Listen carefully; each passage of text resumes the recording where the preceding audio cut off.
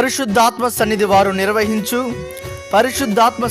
నిర్వహించు రక్షణ సువార్త ఉజ్జీవ సభలు. రక్షణ సువార్త ఉజ్జీవ సభలు తేదీలు 2026 మార్చ్ 23, 24, 25 అనగా ఈరోజు సాయంత్రం 6:30కి ప్రార్థన కూటము ప్రారంభింపబడుతుంది. స్థలం కట్లమ్మవారిపాలెం ఎస్సీ కాలనీ. స్థలం కట్లమ్మవారిపాలెం ఎస్సీ కాలనీ.